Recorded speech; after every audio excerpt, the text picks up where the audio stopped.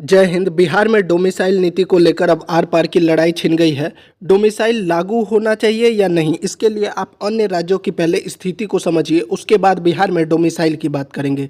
सबसे पहले हम बात करते हैं उत्तर प्रदेश के बारे में। तो उत्तर प्रदेश में दूसरे राज्यों के सिर्फ उन्हीं अभ्यर्थियों को ही शिक्षक बनने का मौका दिया जा रहा है जो पिछले 5 साल से उत्तर प्रदेश में रह रहे हैं, यानी यहाँ भी इनडायरेक्टली डोमिसाइल लागू कर दिया गया है। अगर कोई अभ्यर्थी या परिवार 5 साल से रह रहा है तो कहीं ना कहीं वह वहाँ का निवासी बन जाता है, डोमिसाइल बनवा लेता है। यानी उत्तर प्रदेश में इनडायरेक्टली जो है डोमिसाइल लागू कर दिया गया है।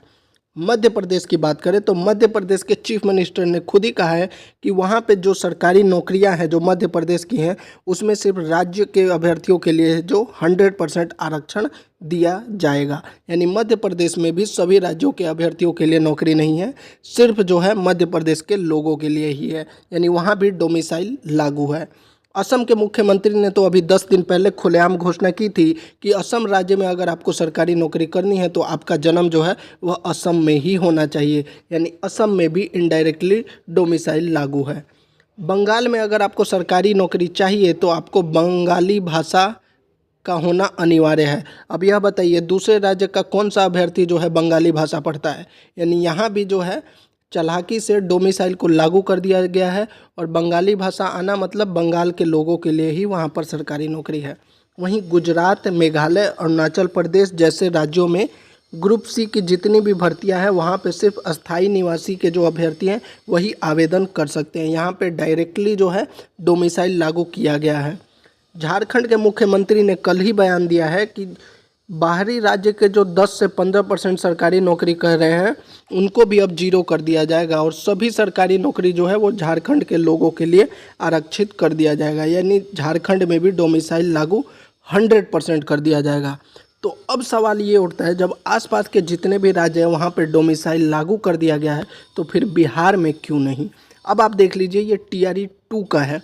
TRE 2 के संबंध में एक RTI दायर किया गया था। यहाँ पर देखिए आप 1300 अभ्यर्थियों में से लगभग 1100 अभ्यर्थी जो है वो अन्य राज्य के हैं। जो अनारक्षित सीटें, अनरिजर्व सीटों पर जो है हिंदी विषय में 1300 में से 1100 लगभग जो सीटें हैं वो अन्य राज्य के अभ्यर्थी, यानी लगभग 84% सीटें जो हैं अन्य राज्य के अभ्यर्थी। अब बिहार में इतना ज़्यादा बेरोजगारी है, इसके पश्चात अगर अन्य राज्य के अभ्यर्थियों को इतना ज़्यादा नौकरी मिल रहा है, इसी को लेकर जो है बिहार के अभ्यर्थियों ने अब डोमिसाइल की मांग शुरू कर दी है। और इस मांग का मुख्य वजह यही है कि आप देख लीजिए हर राज्य में जो है इनडायरेक्टली जो है डोमिसाइल लागू कर दिया गया है। उत्तर प्रदेश में अगर 5 साल का अनिवार्य है यानी कि वहाँ भी डोमिसाइल लागू है।